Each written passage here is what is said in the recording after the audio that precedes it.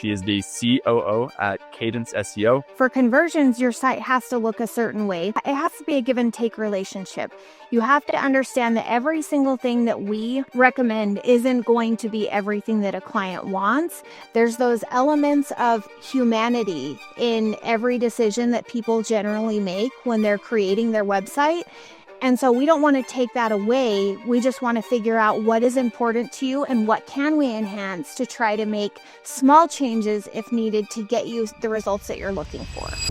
Hey guys, welcome back to the show. Today we're joined by Destiny Baker. She is the COO at Cadence SEO, leads a team of 26 and serves over 90 clients in the SEO and the marketing space. And Destiny, welcome to the podcast. Thank you for having me. Awesome. So I know we chatted before and you mentioned that you started off as a blog sourcer at Cadence, then worked your way all the way up to, the COO of the company. Like, what has that journey been like? It's been a lot. So the blog sourcer I actually did in the very beginning of my career in marketing, I guess. So we're talking about 15 years ago. It's been a wild journey. I came from the world of med spas and plastic surgery. So I just decided that wasn't really for me. So I decided I think back in the day, it was Craigslist that we used to apply for jobs on, right?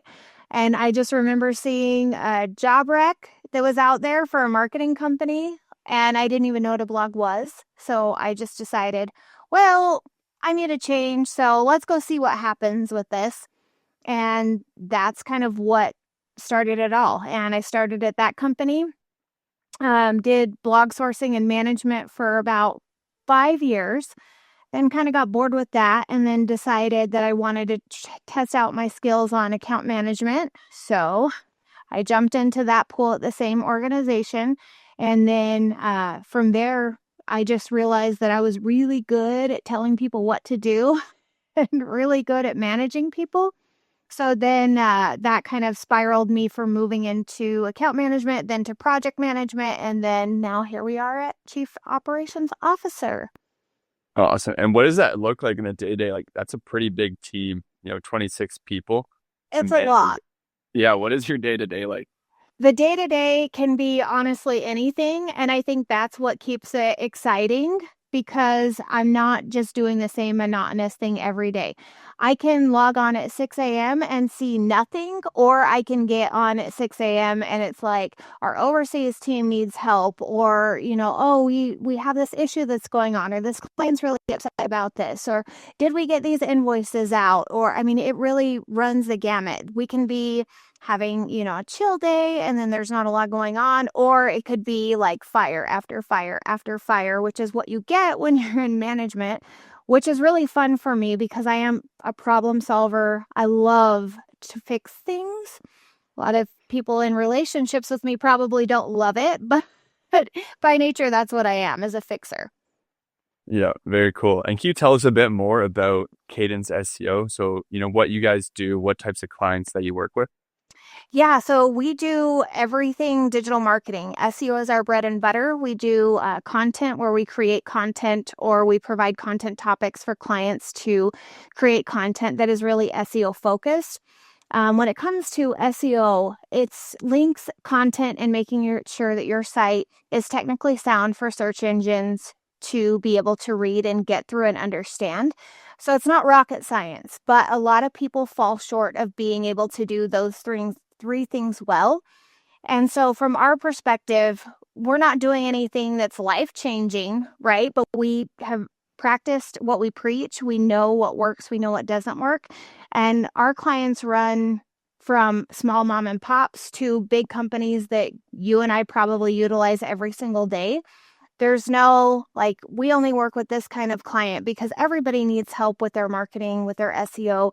We don't shy away from anything. Obviously, we prefer clients that are going to listen and take our recommendations, because that's the only way that anybody can get where we want to take them, right? But we work with all sorts of clients. Some clients have a lot of red tape to get through to get things approved, and other ones, it's the owner of the company. He or she is able to quickly approve things and get them implemented and see results. Very cool. And it's interesting you said, a lot of people it seems simple, but a lot of people do it wrong when it comes to SEO. Like, what are some big misconceptions you see or ways that people kind of do it incorrectly and don't actually get the result that they're looking for? People overcomplicate things so much, and I, I guess the biggest thing that we see is, especially those bigger corporations, they have so much red tape and so many things. You want to change one word and it's, oh, that's not in our brand, or we can't use that word. But you have to look at your search, your search. What are people searching for? What words are they looking for? And you can't always have that be everything beyond brand. And sometimes that can be what really puts the nail in your coffin, as not being willing or able to make the changes on your site that are needed to be made. We see a lot of, and you probably see this all the time. You go onto a website and you're on their homepage, and when you look at the top, the title tag says home. Well, what does that tell you about that site? What does that tell Google? That that's your home? You know what I mean? You really have to look at the little details and the small things. Your title tags, your meta descriptions, your header tags. All of those things are going to be big game changers in telling not only the search engines what your site is about, but also the people that are coming to it. And so often those things are overlooked. Or it can be simple things like in your HTML, having incorrect information in there. You know what I mean? So there's just a bunch of little things that can really make a big difference that a lot of people miss or don't know about. Even, in the last 10 years, adding alt tags to your images so that Google can understand what your images are. That's a big deal. And a lot of people don't have any of that either. So it's just a bunch of small little things that add up to being able to make your site more successful that a lot of people miss.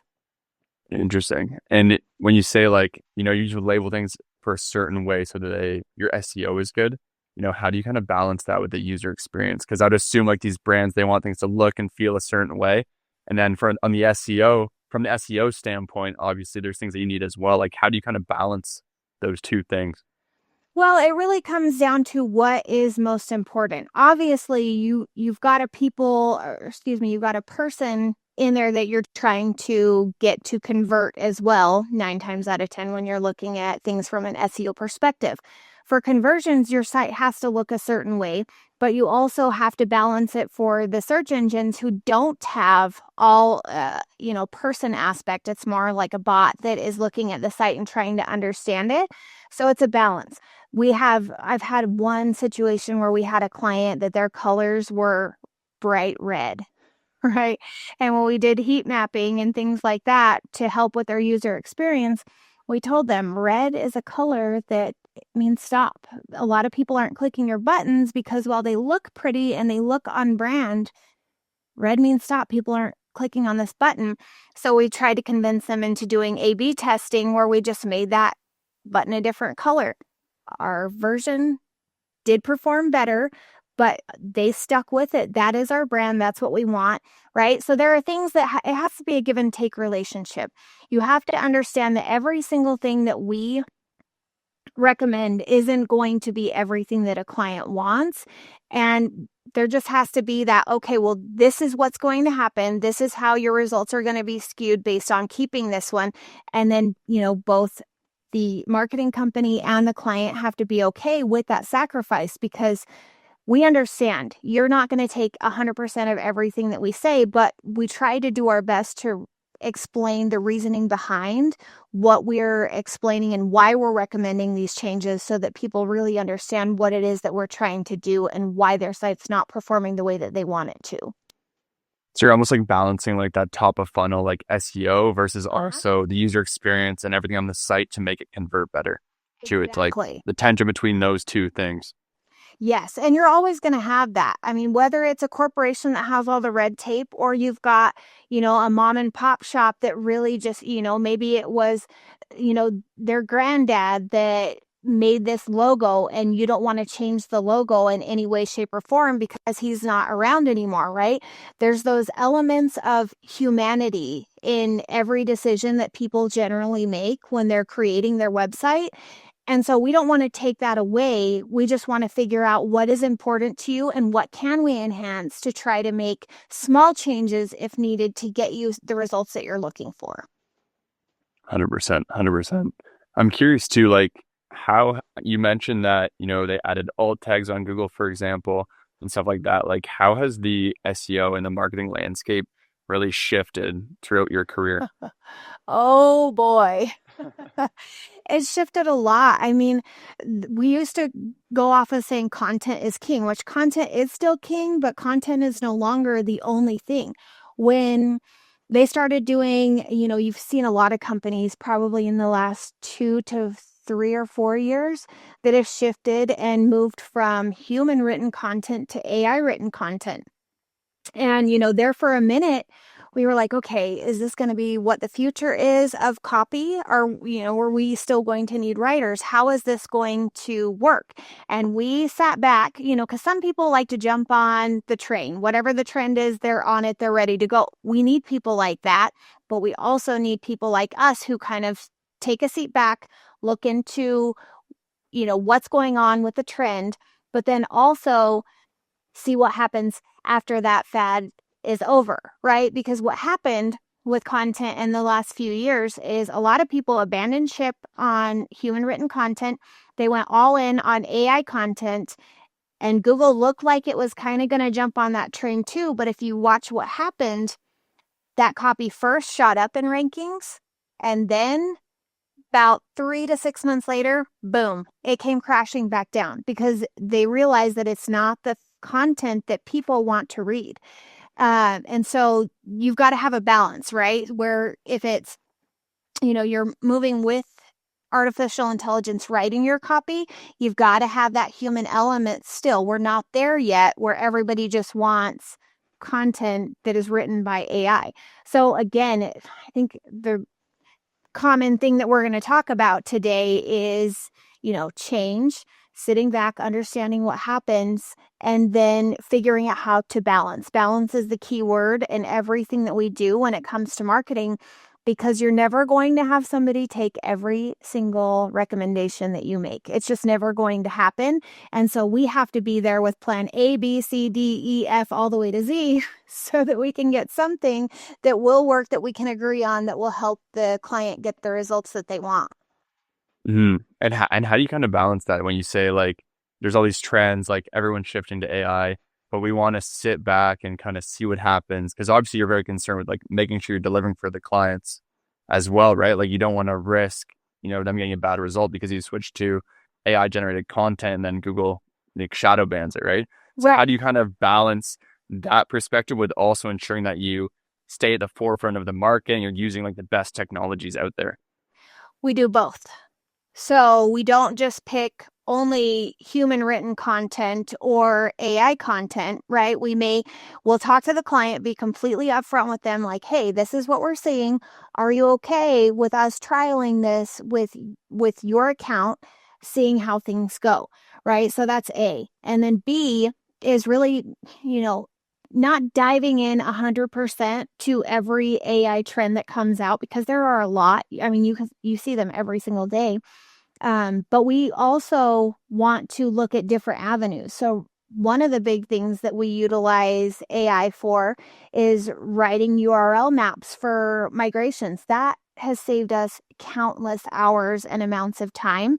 That was always a manual process. So if we can have AI generate URL maps to do our migrations, that saves our people time, and it also saves our clients budget, right? Which everybody is looking to see where they can cut things back. And so we look at things that we can utilize it for that I deem as like safe, right? There are safe things that you can do with AI to test it while not completely taking a stance of, no, I'm 100% against AI. It's not going anywhere, because I think we can all agree we're moving in that direction. There's no stopping that train. It's going to keep going, and you've got to get on board one way or another, or you're going to be left in the dust with really nobody taking you as a leader in the space. Very cool. It's interesting too, because I feel like a lot of people are using ChatGPT for like the scripting side, especially in the SEO space too. But like those other automations, like doing the URL mapping, for example, like actual tasks seem like better, lower risk, like you're not risking the client's results by doing that, and you're actually like saving more time on the back end. I'm curious if there's anywhere else like in your business that you guys have found use cases like that to automate, parts of Yeah. your workflow. Yes, schema markup is another area that we've been utilizing it a lot. App and tool creation is another huge one. So right now, I know we're working on building out tools that are going to help with tracking rankings. So that's going to be huge for us too, because they do have platforms that do that. Those platforms cost a lot of money. And the other thing is, we have clients, like I said, of all shapes and sizes. If we have a client that has a really bad quarter and they can't pay for their SEO services, we don't want them to feel like we're just going to leave them high and dry. So we want to be able to either pause their account or drop their budget to things that we know are going to help them get through this time that they're in and still be able to be there for them. And we don't want to stop them from getting the tracking that we as a company are paying for, but it is a high cost, right? So what we're looking to do is figure out ways that we can do tracking, that we can, automate some of these things to stop getting our costs high and be able to help our clients. So AI is going to be a huge tool as we're looking at building out things that we can utilize for ourselves. And we always test things on our site before we even have a conversation with a client. So I think that helps us be able to stay on top of things, with all the trends, with all the fads that are coming out, but also, make an informed decision, right? Because at the end of the day, we're not trying to make everybody be our guinea pigs. We test these things on our site and on ourselves, and we don't just own a Cadence SEO website. We have thousands of websites because you have to, right? What works for one website isn't going to work for all. So when you're doing testing, you have to do it on more than one case study. Mm-hmm. Very cool. So you guys you're building out like internal tools almost because you're finding that a lot of the SaaS in the marketplace is just too expensive and it's costing your clients too much. So you're almost like rebuilding them. And are you rebuilding them kind of unique to your own process and way of doing it, like refining at the same time? Yeah, because what we're finding is in the space, and the project management tool that we use right now, there's nothing out there. And I promise you, I have looked high and low and done my own research to find it. But there's, and they preach that they're coming up with automations and things like that to help agencies, be more proficient, more efficient, and take less time to do things. But the fact of the matter is that they're building them from their perspective, not from the perspective of somebody that's using that information. And so AI is a huge tool that's going to help us be able to build things. We know what we need from our perspective. And we're the ones that have to be able to provide the information to get what's really going to be the best solution for us. So when you're looking at outside sources trying to find it, and back in the day, you had to, right? Because there was no AI tools that could help you figure out how to program, how to make things work the way that you wanted to and do every single automation that you want. Now we have those at our fingertips, and our developers know how to take that information that they're able to plug in to a chat GPT, a Bard, a Copilot, all those different things, and help us build what we're looking for and what we need to better serve our clients. Very cool. And what was your process? Like you guys obviously at some point identified, hey, we need to build some internal AI tools. We know AI is capable of this. What was your process to actually figure out exactly what to build, to roll that out? And then I guess this might be in the future, like to train your team on how to use it. Yeah, I think that goes back to the fundamentals, right? Of somebody that like me that is a fixer, right? So somebody brings you a problem and you say, okay, this is the problem. And then you have to brainstorm, okay, what's the best way to fix that?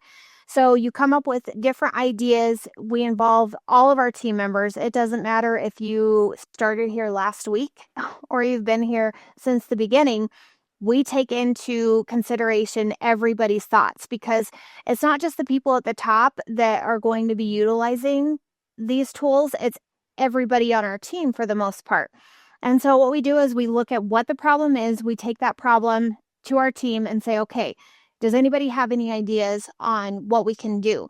And then generally what will happen is we'll get ideas, and then whoever comes up with the best idea essentially is the person that we are going to try to work with our SEO team or our strategists, and try to figure out, okay, who's the best person on the team to take this to be able to figure out how to build this.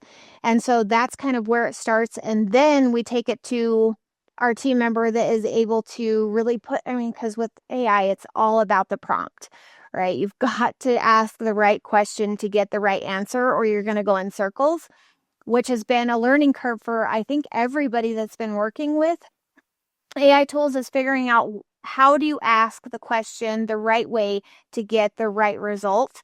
And so that has been, I think, the biggest struggle with AI, is learning how to ask the right questions. And then essentially what we do is we keep doing it until we get it right. And then once we get it right, they're able to take that information, build what we need, and then we build a process, right? Like a standard operating procedure or an SOP that we put together that makes sure that we're walking through the process and how things need to work.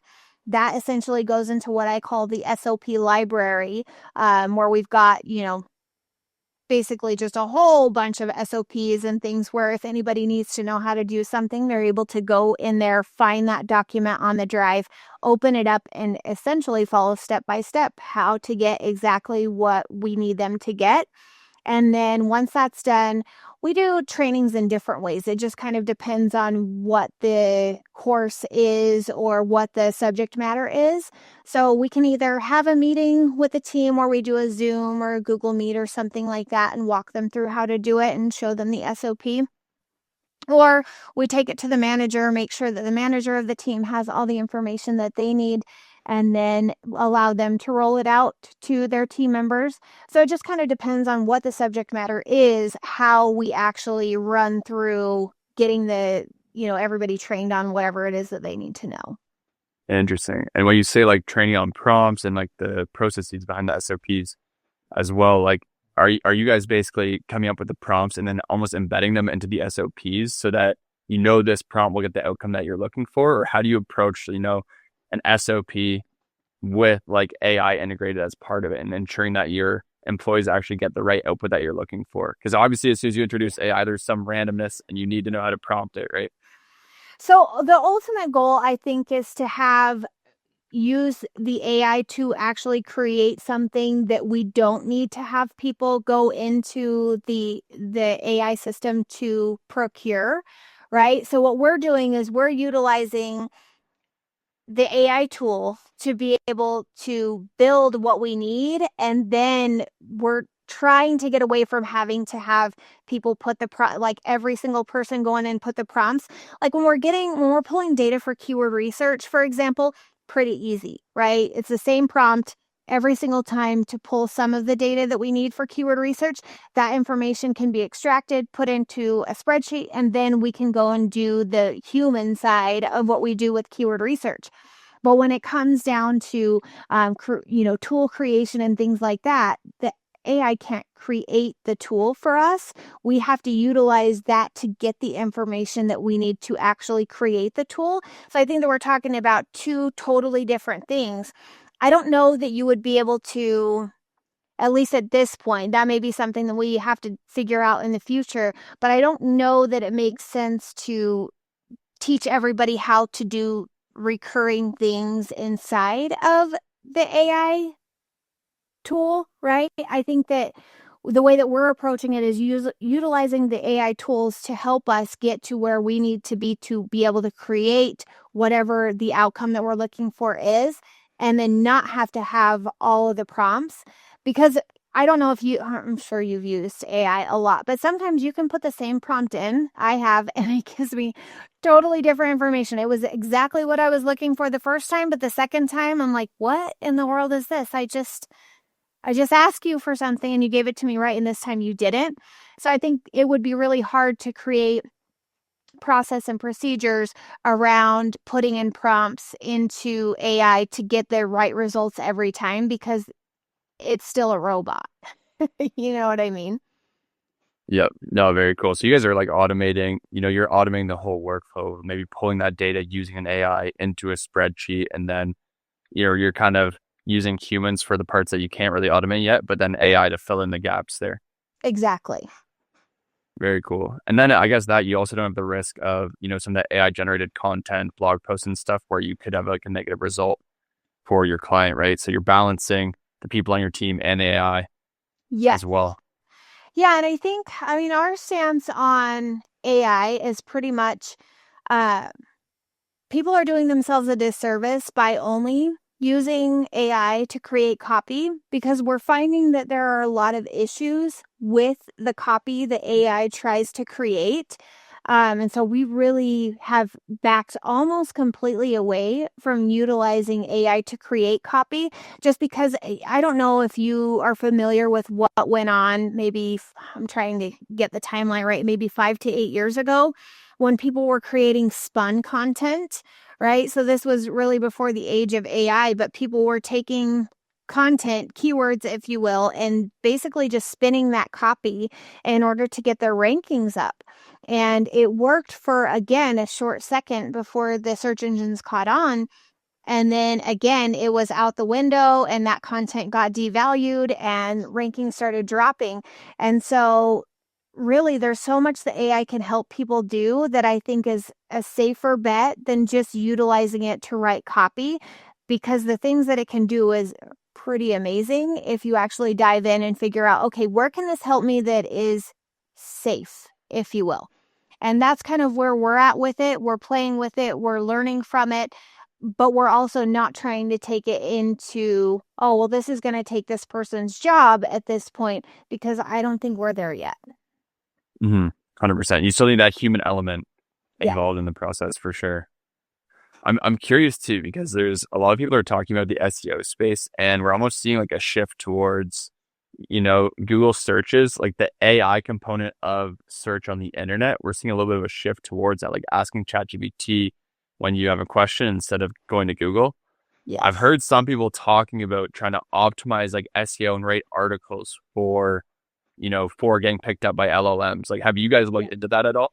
So it's interesting. It's interesting because I actually, it's so funny that you bring this up. I have a neighbor, a new neighbor that just moved in, and she is exactly what you just said. She only, every time she has a question, she goes right into Chat GPT and she asks it. Even if we're just playing a board game that she thinks that we're wrong about the rules, right? She goes to Chat GPT and it literally gives her the answer. So it's interesting that you bring that up. And we actually have a client right now that is wanting and asking about reporting from the chat simulators, right? And so we're actually just in the beginning stages of trying to figure out how do we even do that? How do we report on what these different AI components are seeing? And so I don't have an answer for you right now because it literally is being figured out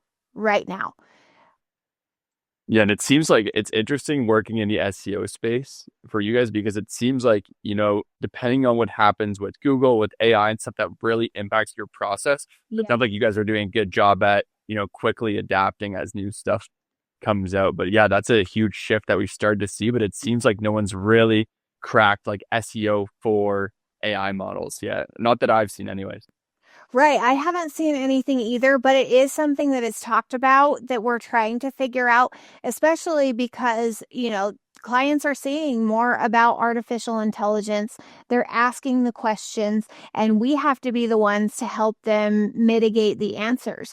And so we've seen this before, right? In this space, I feel like this space has changed so much, even in the last 15 years since I entered it. I mean, before you could put up like a quick blog post that took you 10 minutes to write and it could be ranking in a week. Now, if you don't have 500 to 18 words for X type of content or 1500 to 2000 words for B type of content, right? You're not going to rank. And it's not just the amount of words. It's not, back in the day, we could, use terms like keyword stuffing. Keyword stuffing isn't even really a thing anymore. You used to be able to put a bunch of copy on a page and just turn it white and the search engine could see it, but the people couldn't see it, right? So there's just been so much change, and I think it's going to continue to change and evolve. I think that, in the beginning, the internet was what everybody thought was so easy, like, oh, this is so easy. It's not convoluted, and now it's become so convoluted and so hard. And so I think sometimes people think that it's still as easy as, oh, I just put up a website and then I'm going to get all this business, right? Because we still have clients that come to us now that are like, oh, we created this site and we're launching this business. And then, we have to really show them like it's actually so much harder than it used to be. And they haven't connected the dots yet. And so I think there's still, even with AI is not going to be the last, if you will, the last thing that comes up with change. We're always going to be continuing to change and evolve. People have talked about, oh, well, in marketing in the digital space, once AI comes, everybody's going to be out of a job. But I don't think that even those people realize that there's always going to have to be a human element. At least I think in my lifetime, for sure, there's going to still be an element of human touch that is needed to be able to get people the business, the rankings, the community that they're looking for.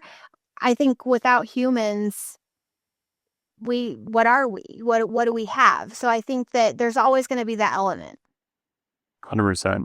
Like when it comes to content writing and stuff, how do you guys kind of retain that human element while also, trying to be efficient and use AI? Like, do you guys still find that the best approach is fully human written content, or is it like a mixture of both? What are your thoughts on that right now? Yeah. So with the content piece itself, we are 100% human element, but where it comes to being able to utilize AI, we used to have to go out and figure out and, do keyword research, figure out what kinds of questions is your audience asking, because when you talk about funnels, you've got top of the funnel, middle of the funnel, bottom of the funnel, right? So you've got to market to all three different people that are just looking into a topic, people that are more, advanced, they understand a little bit more. And then you want to have content generated for those people that are ready to buy whatever it is that you're selling. And so we utilize AI a lot for coming out with topics, right? Because when you're talking about clients that have been around for years and years and years, and you're doing X amount of content for them every single month, you've got to find ways to come up with new topics and new things to write about. So that is one area that we have become really familiar with and gotten really good at, is coming up and utilizing AI for topic generation. And that saves us a lot of time as well. Interesting. And do you guys have a way to like pull in recent trends there for topics, or like how do you actually get an AI to be good at generating topics instead of just, very generic?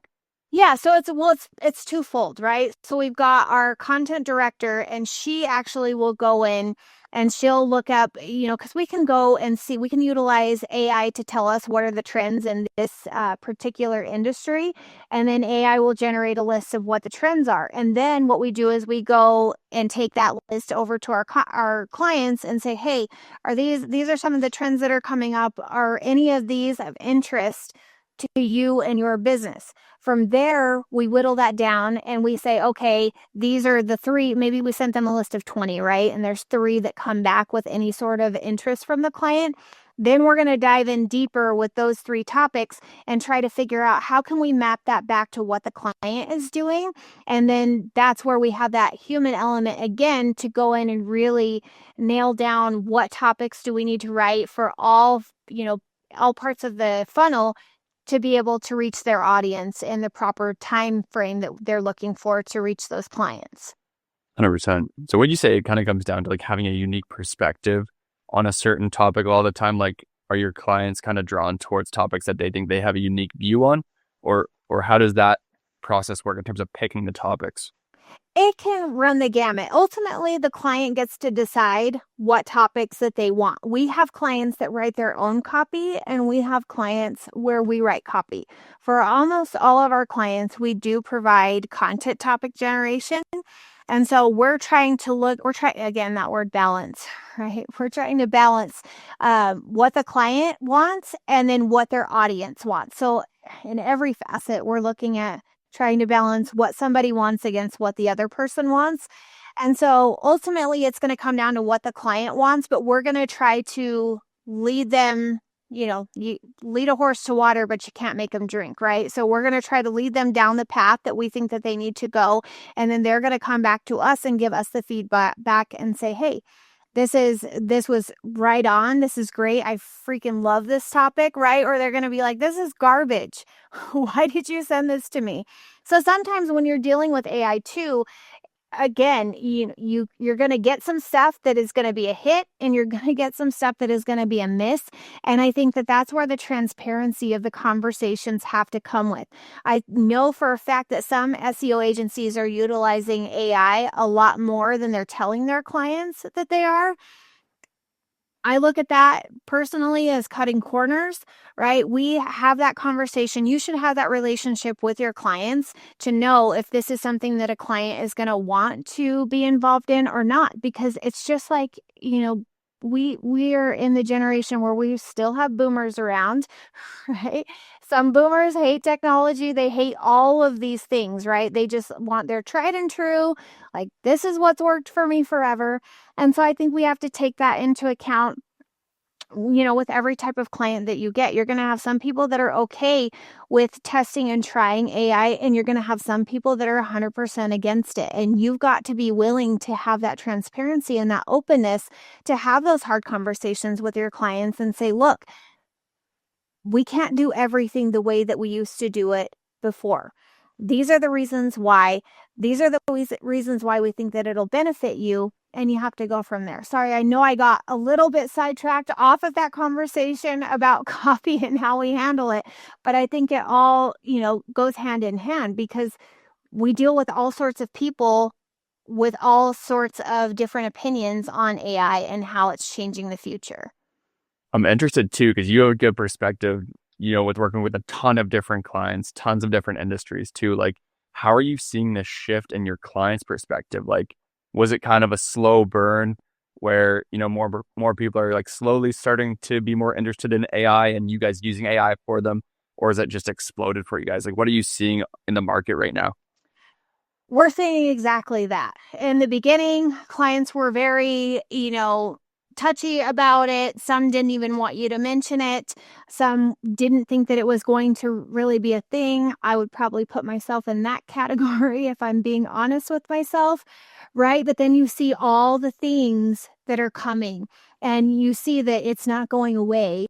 You're just seeing it more and more and more. And I think this shift for me came when we started seeing Facebook and Instagram, Meta doing their AI generations, and then boom, here comes Google with their AI generations.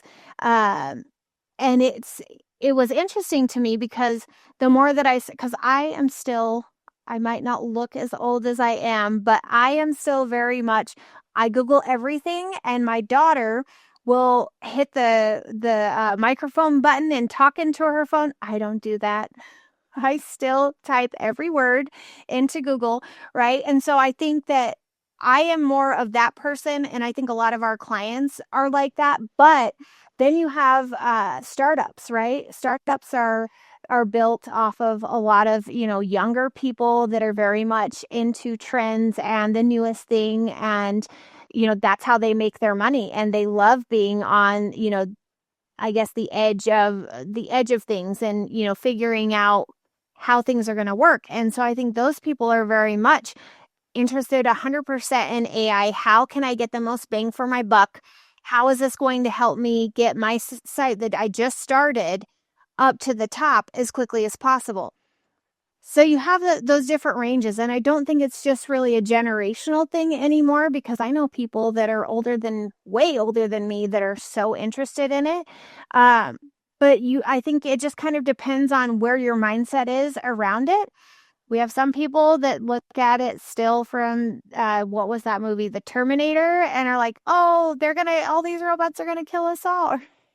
So I think it really just kind of depends on the mindset.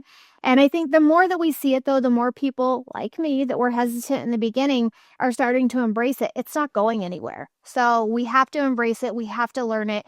We have to figure out how are we going to bring this into our businesses, our daily lives, because we're going to have to come around at some point. So if you're not there, my advice would be to definitely start looking into it, start figuring out how you can use it, because in a few years, I don't see that there's going to be really any careers outside of construction, that aren't going to have to work with it in one way or another.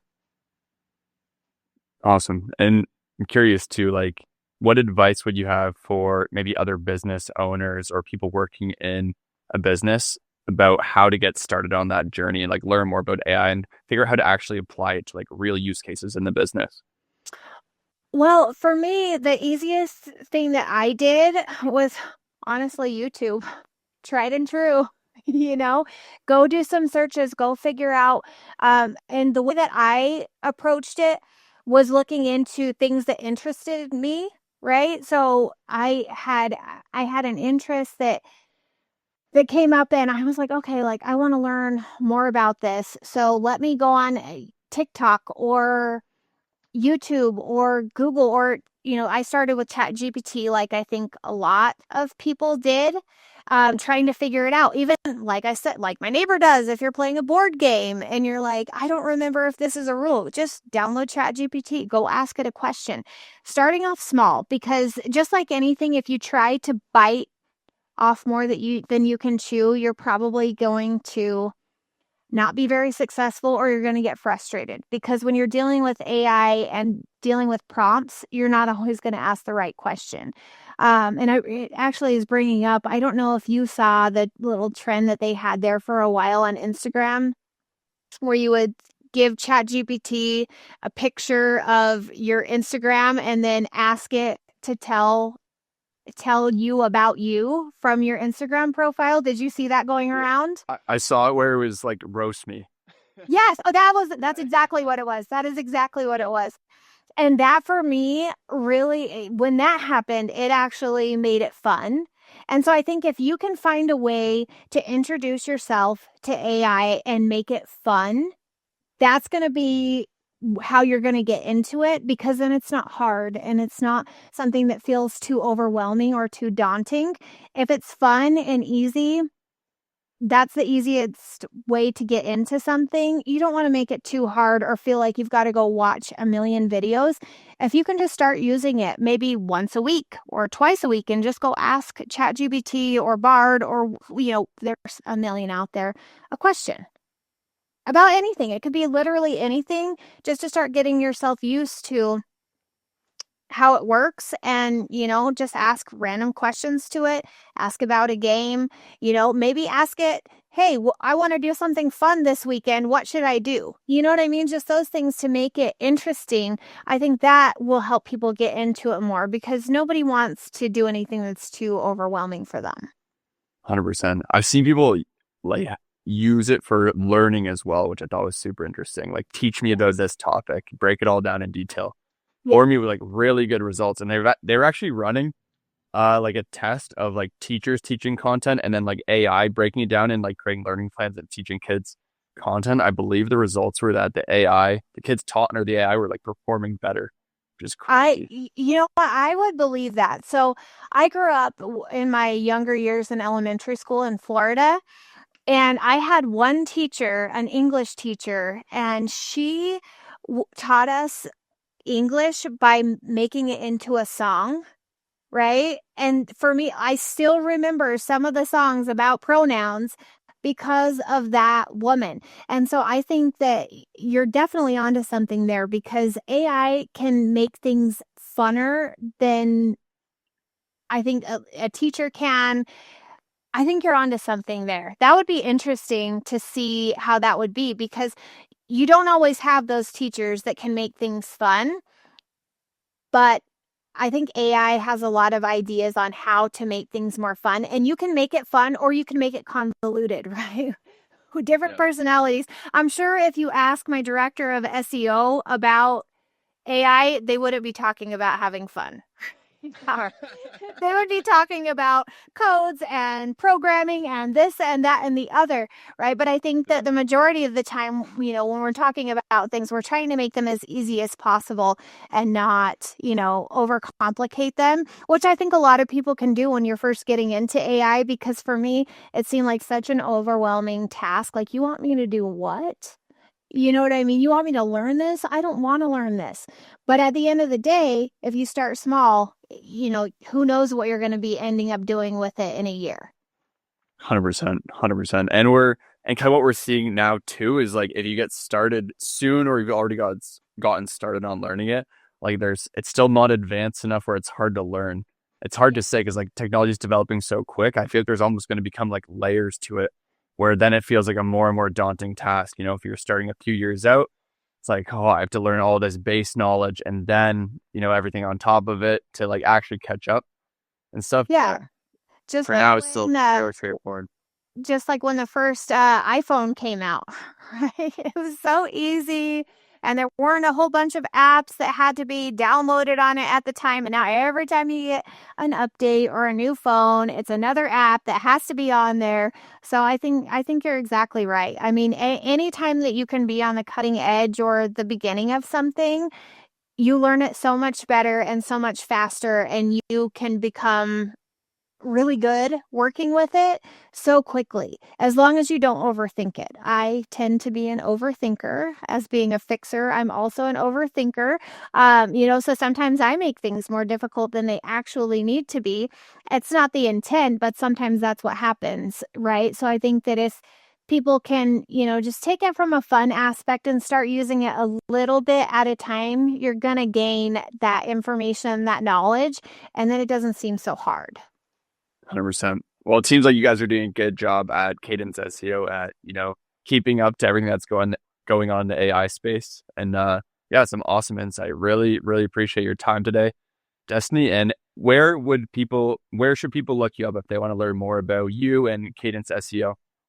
I am on LinkedIn, Destiny Baker on LinkedIn, and then www.cadenceseo.com is our website. If anybody has any questions, definitely feel free to let us know. We're available. Awesome. Thanks so much, Destiny. Thanks, Matt. I appreciate your time.